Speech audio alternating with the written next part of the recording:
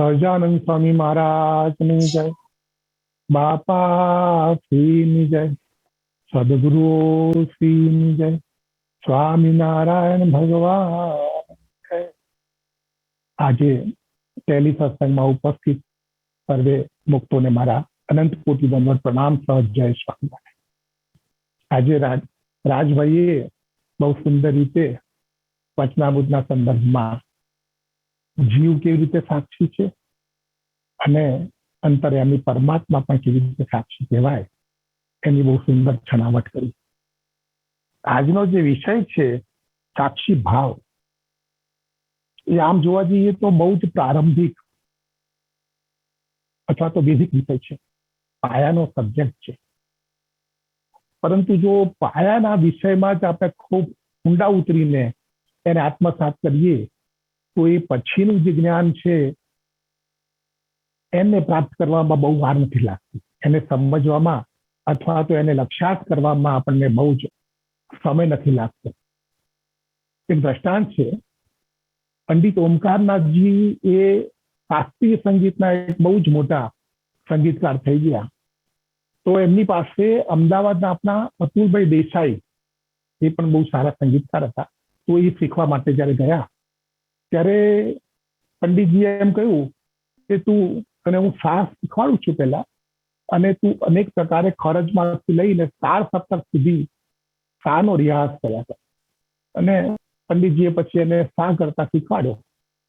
અતુલભાઈએ સાને એટલો બધો રિયાઝ કર્યો અને પછી પંડિતજી પાસે ગયા કે ગુરુજી, મેં સાને આત્મસાત કરી દીધો બરાબર, કોઈ પણ રીતે હું સા ગાઉં. પંડિતજીએ જોયું કે ના, હજી વાર છે, હજી તું રિયાઝ કર. અને પંડિતજીએ અતુલભાઈ પાસે 7 વર્ષ સુધી સાનો જ રિયાઝ કરાયો, એકડો જ ગુંટાયા કર્યો, બીજું આગળ કાંઈ નહીં. જો બીજો કોઈ કાચો પોચો હોત ને તો ભાગી ગયો, પણ અતુલભાઈ વળગી રહ્યા. એના ગુરુજી જે કહે છે બરાબર છે. અને છેવટે 7 વર્ષ પછી એમને આગળની જે રાગ રાગિણીઓનું જ્ઞાન મેળવવું હતું એ ફક્ત 3 મહિનામાં જ એમને મળી ગયું. એટલે કહેવાનો મતલબ એ છે કે સાક્ષી ભાવ છે એક એવો વિષય છે કે જો આપણે એને લક્ષ્યાર્થ કરી લઈએ આપણા જીવનમાં, તો પછી આગળનું જે જ્ઞાન છે એને લક્ષ્યાર્થ કરવામાં બહુ સમય નથી લાગતો. કારણ કે સાક્ષી ભાવ એક કલા છે, અને એ કલા આપણને કર્તામાંથી દ્રષ્ટા અને દ્રષ્ટામાંથી સાક્ષી બનતા શીખવાડે છે. ધ્યાનનો આ એક બહુ જ સરળ અને સચોટ વિકલ્પ છે. ઘણા મિત્રોના ફોન આવે છે કે ધ્યાન નથી થતું, ધ્યાન કરતા બહુ વિચારો આવે છે અને 2 મિનિટ પણ શાંતિથી બેસી નથી શકાતું. અને એ સ્વાભાવિક છે.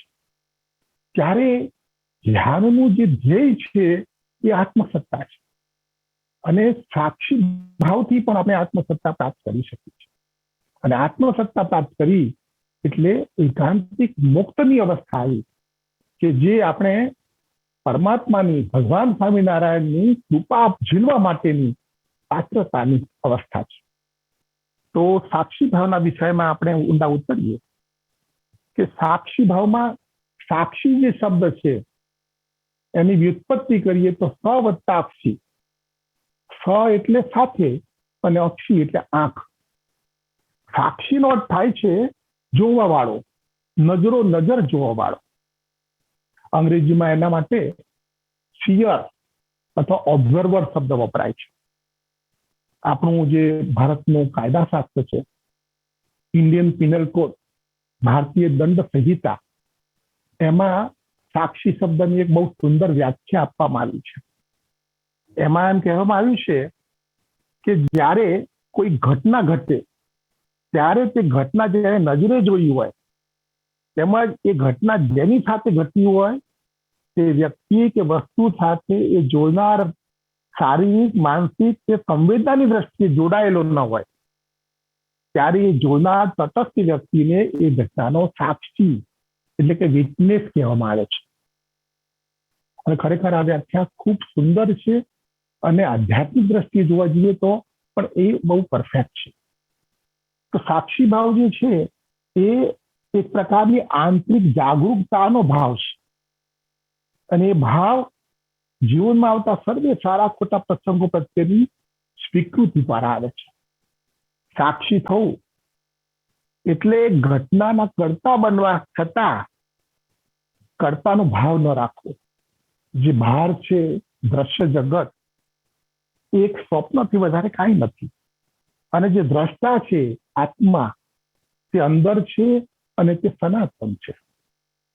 સાક્ષી થઈને કોઈ પણ ક્રિયા કરવામાં આવે ત્યારે મન અહીંથી ભટકવાનું બંધ કરી દે છે, અને પછી ધીમે ધીમે મનનું અસ્તિત્વ મટી જાય છે, અને પછી માત્ર ક્રિયા રહે છે, ઘટના જ રહે છે.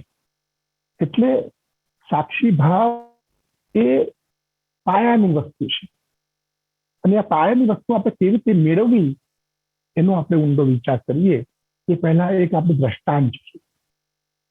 વૈદિક કાળમાં મિથિલા નગરીમાં જનક નામે એક રાજવંશ થઈ ગયો.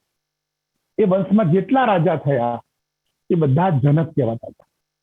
એમાં એક શિરધ્વજ નામનો જનક રાજા થયો.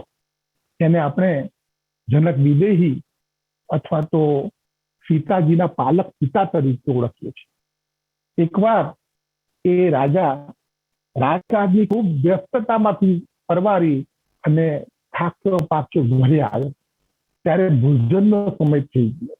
એટલે પહેલા એ સ્નાન કરવા ગયો, ને સ્નાન કરીને પછી આવ્યો ત્યારે ખૂબ થાકના કારણે એને નિંદ્રા આવી ગઈ, અને ઊંઘમાં એને એક સ્વપ્ન આવ્યું. એ સ્વપ્નમાં એને જોયું કે પોતે એક અકિંચન ભિખારી છે, અને દિવસોથી એને ભીખમાં કાંઈ મળ્યું નથી.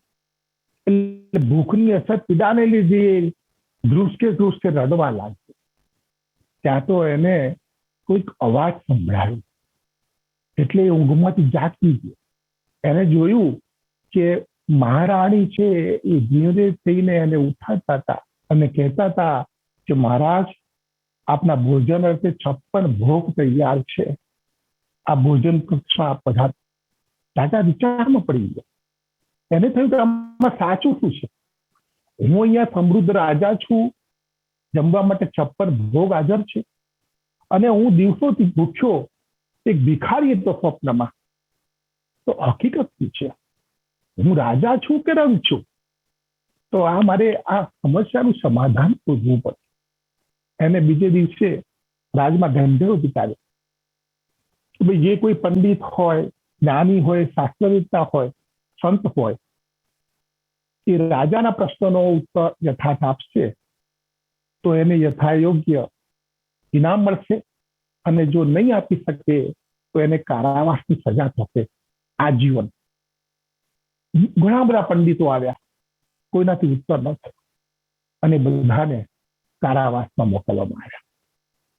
પછી એક દિવસ જેમના 8 અંગ વાંકા હતા એવા અષ્ટાવક્ર ઋષિ રાજા જનકના દરબારમાં આવે છે, અને એમને જનકને એના પ્રશ્નનો યથાયોગ્ય ઉત્તર આપ્યો. એમને જે વ્યાખ્યાન આપ્યું એ અષ્ટાવક્ર ગીતા તરીકે ઓળખાય છે, અને એ અષ્ટાવક્ર ગીતાનો પહેલો અધ્યાય છે સાક્ષીભાવ. એમાં ઋષિ રાજાને સમજાવે છે કે રાજન, સ્વપ્નમાં તું ભૂખથી પીડિત ભિખારી હતો એ સત્ય નથી, એ તો તને નિદ્રામાંથી જાગતા સમજાઈ ગયો.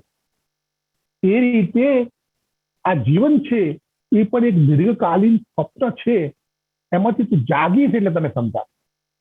આ જીવન એક પાણીના પરપોટા જેવું છે. આ બ્રહ્માંડના અસ્તિત્વ કાળની સાપેક્ષમાં મનુષ્યનો જીવનકાળ અતિ અલ્પ છે. તો આ જીવનને જો સમજવું હોય તો તારે જાગવું પડશે, અને જાગવા માટે તારે પહેલા તારા મનને જાણવું પડશે, અને ત્યારે જ તું તારા સાચા સ્વરૂપને ઓળખી શકીશ. અને આ જાગવાની જે કલા છે એને સાક્ષી ભાવ છે. એક સંતને એના એક શિષ્યએ પૂછ્યું કે સાક્ષી ભાવ શું છે? ત્યારે સંતે એમ કીધું કે આપણો જે આત્મા છે એ તો સનાતન કાળથી છે જ. આપણી નિરર્થક કલ્પનાઓ દ્વારા આપણે એને મનથી ઘેરાયેલો માનીએ છીએ. હકીકતમાં તો આત્મા છે જ, પણ મન નથી. આપણે જાગી જઈએ ત્યારે મન નથી રહેતું, અને મન ગયું એટલે જગત ગયું. જે દ્રશ્ય જગત છે તે એક સ્વપ્નથી વધારે કાંઈ નથી, અને જે દ્રષ્ટા છે તે અંદર છે. જ્યારે મન શૂન્ય ભાવ પામીને આત્મ તત્વમાં લીન થઈ જાય છે અને પછી જે શેષ બચે છે તે જ સ્વયં છે, તે જ દ્રષ્ટા છે, તે જ આત્મસત્તા છે. આત્માની અંદર જે અંતર્યામી પરમાત્મા છે તે સાક્ષી છે. એટલે એમ કહેવામાં આવે છે કે દ્રષ્ટાનો દ્રષ્ટા સાક્ષી છે, કારણ કે અંતર્યામી પરમાત્મા આત્માને જોઈ રહ્યો છે. આત્મા જે ક્રિયા કરે છે, જે પ્રતિક્રિયા કરે છે, એ બધું જોઈ રહ્યા છે. અને દ્રષ્ટા આત્મા એ દેહની ક્રિયાને, મનની ક્રિયાને જોઈ રહ્યો છે. એટલે આત્મા દ્રષ્ટા છે અને દ્રષ્ટાનો દ્રષ્ટા સાક્ષી છે. એ પરમાત્મા રૂપ થવું, સાક્ષી રૂપ થવું, એ આપણા જીવનનો ધ્યેય છે. સાક્ષી ભાવમાં આપણે જાગૃત થવાનું છે, અને એ ભાવ આપણા રોજિંદા જીવનમાં સારા ખોટા પ્રસંગોએ અનુભવાતા સુખ દુઃખ એના પ્રત્યે જાગૃતતા કેળવવાથી આવે છે. રમણ મહર્ષિના દ્રષ્ટાંતો પરમ પૂજ્ય ગુરુવર્ય નારાયણ મામા બહુ આપતા હતા. રમણ મહર્ષિ પાસે કોઈ પણ જો જ્ઞાન પીપાસુ આવતો તો એક જ વાત કહેતા કે તમે પહેલા તમારી જાતને પૂછો કે હું કોણ છું, who am I? સૌથી પહેલા તો આ પ્રશ્નનો ઉત્તર તમારું મન અનેક રીતે આપશે, પણ એમાં સત્યનો અંશ પણ નહીં હોય. તેથી મન જ્યારે આ પ્રકારના જે ખુલાસા આપતું બંધ થઈ જાય, પછી તમારે જ્યારે થોટલેસ માઇન્ડ થઈ જાય, એ પછી તમારે શાંતિથી ધ્યાનમાં ઊંડા ઉતરવું. ત્યારે ફરી તમારે મનને આ પ્રશ્ન પૂછવો કે હું કોણ છું. એ વખતે મન તો નહીં હોય, એટલે તમારો આત્મા સ્વયં તમારી સામે પ્રગટ થશે. એનું પ્રત્યક્ષ દર્શન તમને થશે અને તમને આત્મસત્તા પ્રાપ્ત. આ રમણ મહર્ષિનો ખુલાસો છે, અને આ રમણ મહર્ષિ આ પ્રકારે જ એમના પાસે આવેલા જિજ્ઞાસુઓને સમજાવતા હતા. ભગવાન સ્વામિનારાયણે આપણને વચનામૃતમાં ગઢા પ્રથમના 20મા વચનામૃતમાં એમ કહ્યું છે કે જેને સત્સંગ થયો છે તેને તો પોતાના જીવાત્માનું દર્શન પોતાના હાથમાં જ છે, અને કઈ દાડે એને પોતાના સ્વરૂપને જોવાનો આદર કર્યો ને એ ન દીધો. એટલે આપણે એના માટે પુરુષાર્થ કરવાનો છે, આપણે એના માટે સાધન કરવાનું છે, અને એના માટે સૌથી સરળમાં સરળ જો કોઈ સાધન હોય તો એ છે સાક્ષી ભાવ. આથી લગભગ 3 વર્ષ પહેલા ચિદાનંદા નામનું એક પુસ્તક મેં બહાર પાડ્યું હતું. ત્યારે એમાં ધ્યાનના 2 સરળ ને સચોટ વિકલ્પ એક પ્રકરણ હતું, અને એમાં મેં ધ્યાનના વિકલ્પ તરીકે સાક્ષી ભાવ અને નામ સ્મરણ એ બંનેનો ઉલ્લેખ કર્યો છે. તો એ વાંચીને એક મિત્રએ ફોન કર્યો મને અને કહ્યું કે તમે સાક્ષી ભાવ છે વિકલ્પ તો બતાવ્યો, પણ એ સાક્ષી ભાવ કેવી રીતે ઉપલબ્ધ થાય, કેવી રીતે સાક્ષી ભાવમાં ઉતરવું, કેવી રીતે એને આત્મસાત કરવું, એ જાણવાની વધારે ઈચ્છા છે. ત્યારે સાક્ષી ભાવમાં આપણે કેવી રીતે ઉતરવું એ વિશે આપણે જોઈએ. સાક્ષી ભાવમાં જવા માટે 7 ઉપાય છે. સાક્ષી ભાવના એમને સપ્ત દ્વાર કહેવામાં આવે છે. એમાં પહેલો દ્વાર છે આપનો શ્વાસ. આપનો શ્વાસ કેટલો કિંમતી છે એ તો આ કોરોના કાળમાં આપણને સારી રીતે સમજાઈ ગયું છે. શ્વાસમાં મળતો ઓક્સિજન ભગવાને બધાને અઢળક પ્રમાણમાં આપી દીધો હોવા છતાં પણ જ્યારે જેના ફેફસા જો વાયરસથી ઇન્ફેક્ટ થઈ જાય છે ત્યારે ઓક્સિજનના સિલિન્ડર મળતા નથી, વેન્ટિલેટરના મશીન મળતા નથી, અને જીવ ગુમાવવો પડે છે. તો શ્વાસ જે છે એ સાક્ષી ભાવમાં ઉતરવા માટેનું પહેલું સાધન છે. ભગવાન બુદ્ધે જ્યારે ગૃહત્યાગ કર્યો અને પછી વનમાં જઈ અને અનેક પ્રકારની તપસ્યા કરી, અનેક પ્રકારના સાધન કર્યા, અનેક પ્રકારની યોગ સાધનાઓ કરી, પણ કોઈ પરિણામ નહોતું મળ્યું. છેલ્લે જ્યારે એમને થાકીને એમના શ્વાસ ઉપર નિરીક્ષણ કરવા માંડ્યું, આવતા જતા શ્વાસ ઉશ્વાસને જોવા લાગ્યા, ત્યારે ધીરે ધીરે મન શૂન્ય ભાવને પામી ગયું અને આત્મદર્શન થાય. અને એ વખતે એ બોધિ વૃક્ષની નીચે બેઠા હતા. તો એ પછી એમને ધ્યાનની મુદ્રામાં બેસીને શ્વાસના નિરીક્ષણ માટે એક અનાપાન સતિ ધ્યાન આપ્યું. એ અનાપાન સતિ ધ્યાનમાં આ રીતે ધ્યાન મુદ્રામાં બેસીને શ્વાસ પ્રશ્વાસ ઉપર નજર રાખવાની છે. એ શ્વાસ પ્રત્યેનો સાક્ષી ભાવ છે. અને વિપશ્ય ધ્યાનમાં પણ આ પ્રકારનો સાક્ષી ભાવ જ મુખ્ય છે. કારણ એ છે કે શ્વાસ જ્યારે ધીમા થાય છે અને લગભગ 1 મિનિટમાં આપણે 12 વાર શ્વાસ ઉચ્છ્વાસ કરીએ, ત્યારે શ્વાસ અને પ્રાણ વચ્ચે એક પ્રકારની સંવાદિતા સર્જાય છે. કારણ કે આપણું શરીર નૈસર્ગિક રીતે જ 1 મિનિટમાં 12 વાર પ્રાણ ગ્રહણ કરે છે.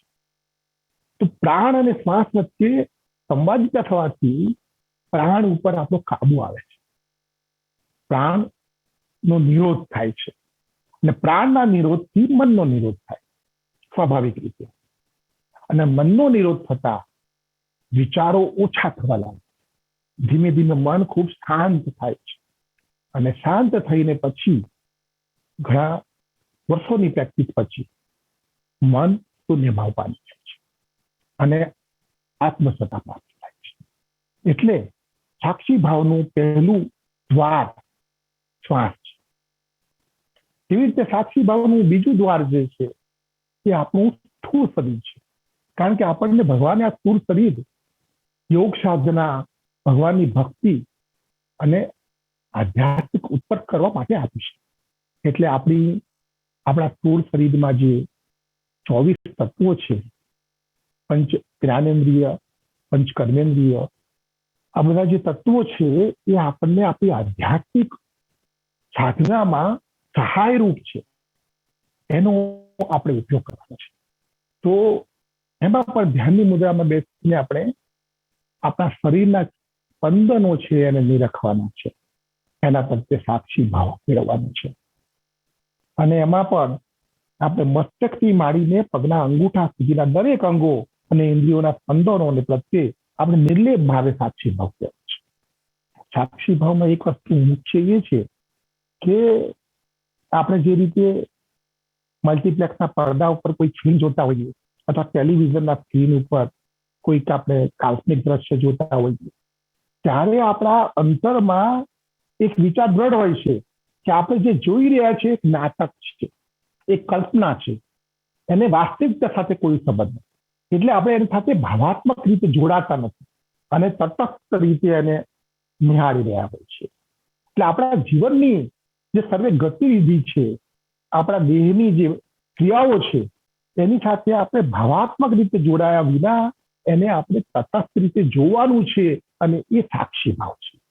અને એમ કરવાથી જ આપણને જીવન છે ને એક નાટકથી લાગશે. એટલે એમાં આવતા જે અવરોધો છે એ આપણને વિચલિત નહીં કરી શકે. સાક્ષી ભાવમાં પ્રવેશવા માટેનું જે ત્રીજું દ્વાર છે મન છે આપણું. તો સાક્ષી ભાવ કેળવવા માટે જો આ મન છે તે પ્રબળ સાધન છે. મનમાં આવતા વિચારોનો તેની સાથે આપણે એકરૂપ થયા વિના તટસ્થ ભાવે નિરીક્ષણ કરીએ તો ધીરે ધીરે વિચારો ઓછા થતા જાય છે અને પછી એ અદ્રશ્ય થઈ જાય છે. એટલે આપણને સ્વયંનો સાક્ષાત્કાર થાય છે. એ રીતે જ સાક્ષી ભાવનું ચોથું દ્વાર એ આપણી રોજિંદી દિનચર્યા છે. સાક્ષી ભાવની સાધના એક સતત પ્રક્રિયા છે. એમાં એવું નથી કે દિવસના 2-3 કલાક આપણે એ અંગે સતર્કતાપૂર્વક સાધન કરી લીધું એટલે કામ પતી. 24 કલાકમાં એક ક્ષણ આપણે એ કરતા રહીએ છીએ. અને એ ખાલી જાગૃત અવસ્થામાં જ નહીં, જાગૃત અવસ્થામાં આપણે જ્યારે હોશપૂર્ણ જીવન જીવીએ, જાગી જઈએ, ત્યારે જાગૃતિ સ્વપ્નમાં પણ રહે છે અને પછી એ સુષુપ્તિમાં પણ આવે છે. એટલે 3 અવસ્થામાં આપણે જાગવાનું છે. એટલે સવારે જ્યારે આપણે જાગ્યા પછી રાતે સુઈ જઈએ ત્યાં સુધી આપણી બધી ક્રિયાઓ છે એના માટે આપણે અનાસક્ત ભાવે કોઈ પણ પ્રકારના રાગદેશ વિના એ સહજ રીતે થાય એવા પ્રયત્ન કરવા. એટલે સાક્ષી ભાવમાં જે સતર્કતા છે, જે સભાનતા, જે સજગતા છે એ ખાલી શ્વાસ પૂરતી નહીં, શ્વાસની સાથે દેહ પ્રત્યે દેહની ક્રિયાઓ પ્રત્યે, અને એ પણ સતત સવારથી રાત સુધી, અને મનની દરેકના સંકલ્પ વિકલ્પ પ્રત્યે રાખવાની છે. અને આના માટે જરૂરી એ છે કે હોશપૂર્ણ જીવન છે આપણું હોવું જોઈએ, સભાનતાપૂર્વકનું જીવન હોવું જોઈએ. અને એ ક્યારે બને કે જો વર્તમાનમાં જીવવામાં આવે. મોટાભાગે આપણે જોઈએ છીએ જ્યારે આપણે કંઈક ક્રિયા કરતા હોઈએ, કાર્ય કરતા હોઈએ, ત્યારે ઘડીકમાં આપણે ભૂતકાળમાં ફરી પડીએ છીએ, અથવા ઘડીકમાં ભવિષ્યનું પ્લાનિંગ કરવા માંડીએ છીએ. પણ વર્તમાન કાળમાં, વર્તમાનની ક્ષણોમાં બહુ જ ઓછું જીવવામાં. જો હોશપૂર્ણ જીવન જીવવું હોય, સજાગતાપૂર્વક જીવન જીવવું હશે, તો આપણે ફક્ત વર્તમાનમાં જ જીવવું પડશે. વર્તમાનમાં જીવવું એટલે ભગવાનના સ્વરૂપ સાથે જીવવું. કારણ કે ભગવાનનું જે સ્વરૂપ છે એ ફક્ત વર્તમાન છે. આપણે કહીએ છીએ કે શ્રીજી મહારાજ અનાદિ મુક્તો છે ને છે, હતા અને હશે એવું નહીં, છે ને છે. એનો અર્થ શું થયો કે એ ફક્ત વર્તમાન છે. અનાદિ મુક્ત એટલે કે જેનો આદિ નથી ને અંત નથી, એટલે ફક્ત વર્તમાન. તો ફક્ત વર્તમાનમાં જીવવાથી જ આપણે સાક્ષી ભાવને સિદ્ધ કરી શકીશું. અને આગળ એનાથી આપણે જોઈએ તો સાક્ષી ભાવ સાથે આપણા શાસ્ત્રોએ, બાપાશ્રીએ અને પરમ પૂજ્ય ગુરુ નારાયણ મામાએ આપણને પ્રસંગે પ્રસંગે આ વાત સમજાવી છે. ભલે એમાં સાક્ષી ભાવ નામ ન આપી હોય, પણ પ્રેક્ટિકલી એ વાતને સમજાવી છે. હું મારું પોતાનું દ્રષ્ટાંત આપું તો હું જ્યારે પણ ગુરુવર્ય પાસે જતો હતો, ત્યારે મને એમ જ કહેતા કે તમારે ઘરમાં કામ કરો કે ધંધાનું કામ કરો કે કાંઈ પણ કરો, તમારે એમ જ સમજવાનું કે આ બધું મહારાજ જ કરે છે. તમે તો એ જોઈ રહ્યા છો, મહારાજ જ કરે. એકવાર એવું થયું કે હું નવી ગાડી લઈને શોરૂમમાંથી સીધો અમદાવાદ ગયો અને ગુરુજી પાસે, ઘરની પાસે મૂકી કે ગુરુજી ગાડી લઈને આવ્યો છું. ગુરુજી આવ્યા, ડ્રાઇવિંગ સીટ ઉપર બેઠા, પૂજા કરી અને પછી એક જ વાક્ય બોલ્યા, તમારે એ ધ્યાન રાખવાનું કે આ મહારાજની ગાડી છે અને મહારાજ ગાડી ચલાવે છે. આ સાક્ષી ભાવ. જ્યારે ગુરુજીની સાથે જમવા બેસતો, ભોજન કરવા બેસતો, ત્યારે મને કહેતા કે ધીરે ધીરે મહારાજને જમાડ. આપણે ઠાકોર જમાડવાનું કહીએ છીએ, આ સાક્ષી ભાવ છે. ઘણી વાર એવું બનતું કે અમે લોકો, હું, મારા પત્ની અને બાળકો એકલા રહેતા હતા. એમને બાળકો નાના હતા અને પત્નીનો ઘણી વાર સ્વાસ્થ્ય બગડે, ત્યારે ગુરુજીને ફોન કરું કે ગુરુજી તબિયત બગડી છે, મારે ધંધાનું કામ, છોકરાઓને રાખવા, બધું કેવી રીતે કરવું? તો મને કે તમારે કરવાનું બધું, પણ તમારે એમ સમજવાનું કે આ બધું મહારાજ કરે છે. તમે છોકરાઓને નવડાવો, ધોવડાવો, સ્કૂલે મોકલો, રસોઈ કરો, ઘરમાં કચરો વાળો, ત્યારે એમ જ સમજવાનું કે મહારાજ કરી રહ્યા છે. આનો સાક્ષી ભાવ. અને આ સાક્ષી ભાવ પ્રેક્ટિકલી પ્રસંગે પ્રસંગે આપણને સમજાયો છે, બધાને સમજાયો છે. તો આ સાક્ષી ભાવને આપણે જ્યારે આત્મસાત કરી લઈએ, ત્યારે આપણને જે ધ્યાનના અંતે આત્મસત્તા પ્રાપ્ત થાય, એ જ આ સાક્ષી ભાવના અંતે થાય છે. એટલે જીવનને આપણે જેવું છે એવું સ્વીકારી લેવાનું છે. આ પણ એક વાત બહુ મહત્વની છે. ટોટલ એક્સેપ્ટન્સ, કે મહારાજ જે રીતે રાખે એ રીતે આપણે રહેવાનું છે. સાક્ષી ભાવનું છઠ્ઠું દ્વાર તો સ્વીકૃતિ છે. એમાં એવું હોય છે કે માણસ અનેક અપેક્ષાઓ સાથે જોતો હોય છે, અને જ્યારે એની અપેક્ષા પૂરી ન થાય એટલે નિરાશ થઈ જાય. તો અપેક્ષાઓને છોડીને આપણે ભગવાનની મરજીમાં રહેવાનું છે, ભગવાનની અને મોટા પુરુષની અનુભૂતિમાં જીવવાનું છે. શ્રીજી મહારાજે તો આપણને વચનામૃતમાં વરદાન આપી દીધું છે કે ભાઈ તમારું છોડીનું દુઃખ હોય તો હોય ટાળી દઈશ, પણ તમારા પ્રારબ્ધમાં જે કર્મો હશે એને હળવા કરી આપી, પણ એ ભોગવવા પડશે. કારણ કે પછી તમારા જીવનમાં જે સુખ દુઃખ આવશે એ અમારી ઈચ્છાથી આવશે, અમારી ઈચ્છા પ્રમાણે આવશે.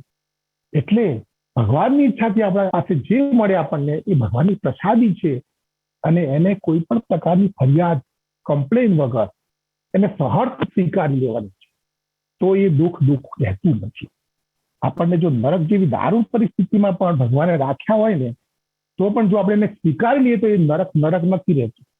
એટલે આપણે આ એક ધ્યાન રાખવાનું છે. જેમ કે કવિએ કીધું છે કે ગુજારે જે સિરે તારે જગતનો નાથ તે સહેજે, ઘણી જે પ્યાર પ્યારાએ અતિ પ્યારું ગણે છે.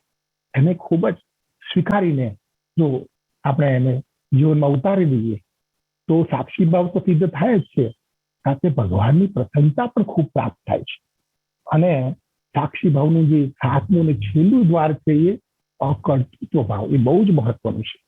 અને એ તો ગુરુજી વારંવાર કહેતા હતા આપણને કે શ્રીજી મહારાજ જ સર્વ કરતા, આપણે કરતા નથી.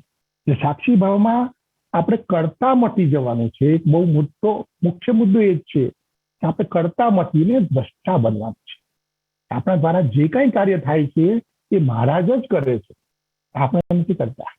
આપણે ફક્ત દ્રષ્ટા છીએ અને આપણે જોઈ રહ્યા છીએ, એટલે દ્રષ્ટા છે. એટલે કર્તૃત્વ ભાવ છોડવાનો છે. જેમ નરસિંહ મહેતાએ કીધું હું કરું એ જ્ઞાનતા સખતનો ભાવ જાણે.